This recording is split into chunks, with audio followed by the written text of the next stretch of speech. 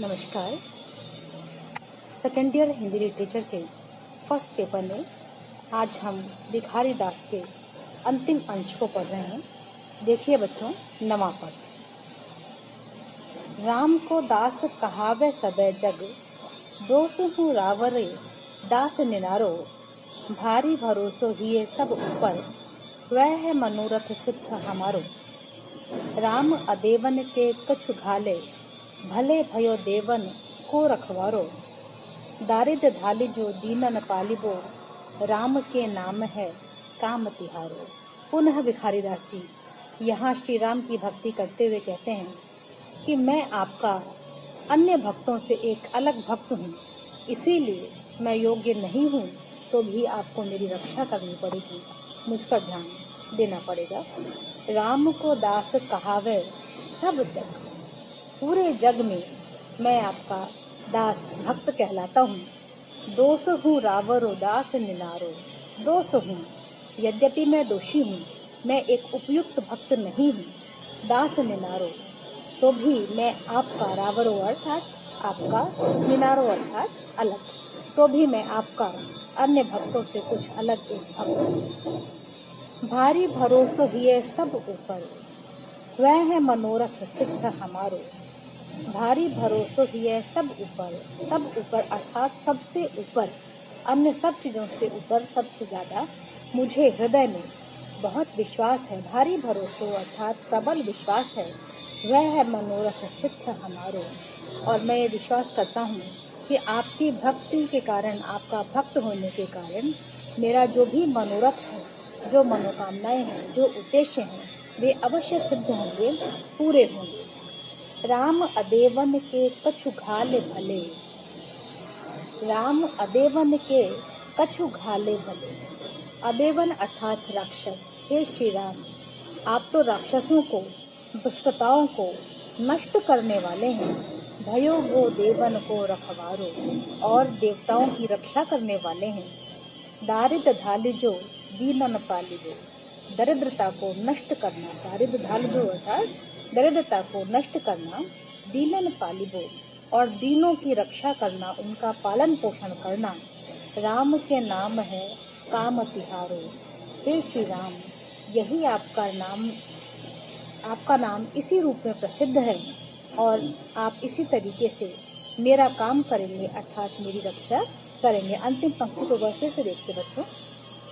दारिद धाली जो दीनन पालिबो, कि दरिद्रता को नष्ट करना और दीनों का पालन करना, यही आपका नाम इसी रूप में प्रसिद्ध है। इसीलिए आप अपने नाम के अनुरूप मेरा काम करेंगे अर्थात मेरी रक्षा करेंगे।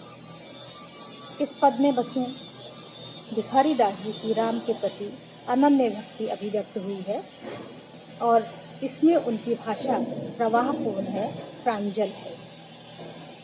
भाल पे जाके कलामी थी है, वो साहिब ताप हरे गो हमारो। अंग में जाके विभूति भरी, वो संपत्ति मौन में बूझ भरे गो।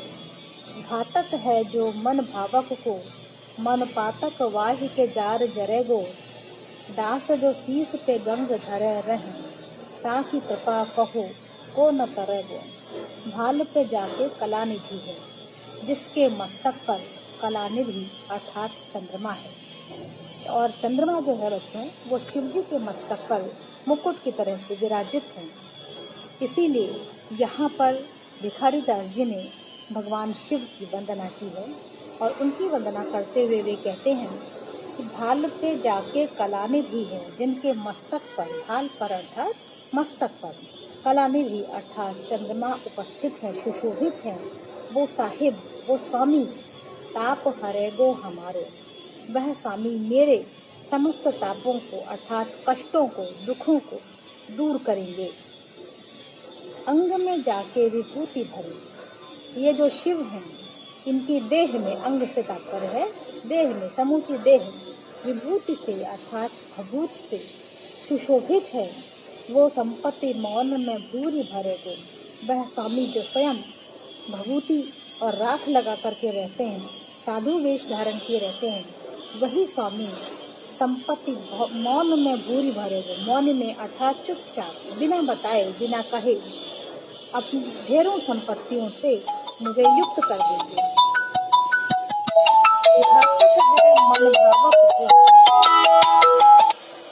घातक है मन भावक को, मन पातक वाहि के जार जरे। वह स्वामी मन भावक अर्थात कामदेव को मारने वाले हैं, नष्ट करने वाले हैं। मन पातक वाहि के जार जरे।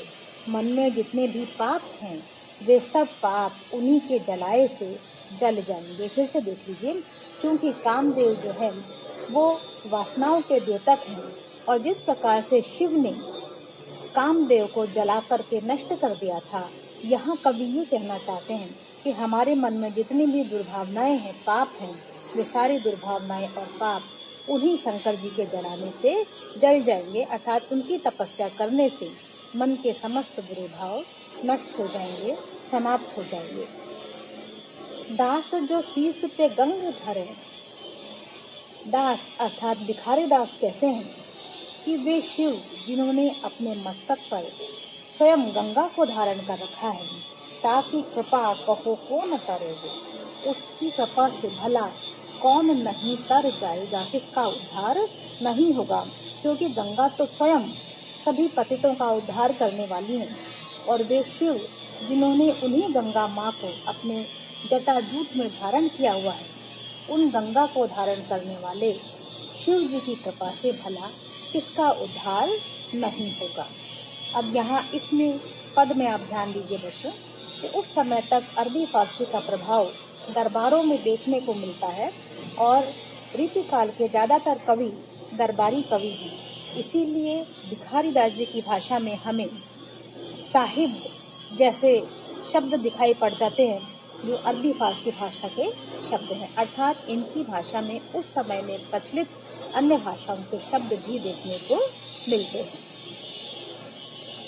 अगला पद देखिए बच्चों, भूल्यो फिरे भ्रम जाल में जीव, सुख्याल की खाल में फूल्यो फिरे, भूत जो पांच लगे मजबूत, सो साँच अबूत कुनाच नचे हैं।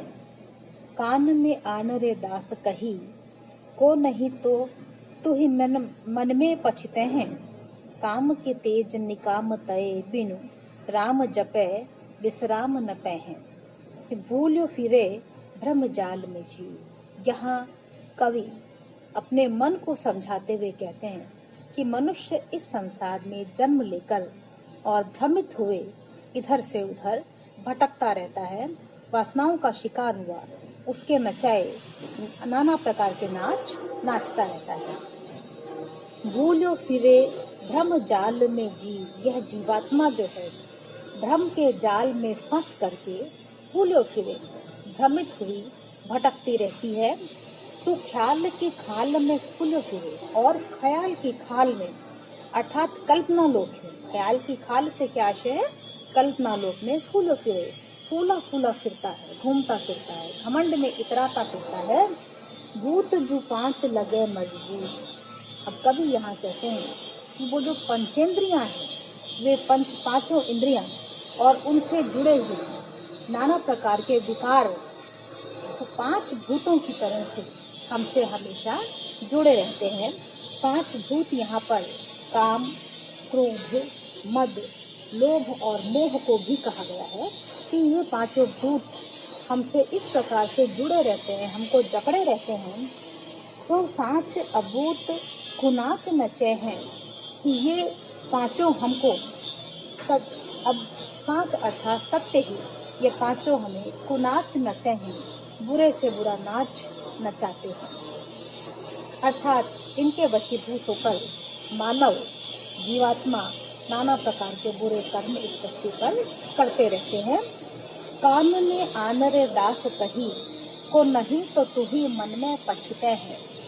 कान में आनरे, इसीलिए हे मनुष्य मैं तुम्हारे कान में ये बात कह देना चाहता हूँ, मैं तुम्हें ये संदेश दे देना चाहता हूँ। कान में आनरे से आशय है ये संदेश दे देना चाहता हूँ, नहीं तो तू ही मन में पछते हैं, नहीं तो बाद में मन में तुझे इस बात का पछतावा होगा। काम के तेज निकाम तय बिनु, राम जपै विश्राम न कहें, कि काम के तेज, काम के आवेग को कम करके और निकम्मा करके, उसको कम करके, बिनु राम जपे, बिना राम का स्मरण किए विश्राम न कहें, हे मनुष्य तेरी आत्मा को कहीं भी विश्राम नहीं मिलेगा। और इस प्रकार से यह जो अंतिम पद है, इस अंतिम पद में पुनः उन्होंने भगवान राम की भक्ति की है और यह संदेश दिया है, हे मनुष्य तू इन अपनी पंचेंद्रियों पर नियंत्रण रख, काम क्रोध मद लोभ मोह आदि पर नियंत्रण रख और तभी तू इस संसार से मुक्त हो पाएगा। यहाँ भिखारी दास जी ने अपनी भाषा में बोलचाल की शब्दावली भी काम में ली है। खान शब्द पुनः अरबी फारसी भाषा का शब्द है। कुनाच आदि जो शब्द हैं ये ब्रज भाषा की बोलचाल के शब्द हैं। इस प्रकार से इस पद में भी भिखारी दास जी ने बोलचाल की भाषा को काम में लिया है।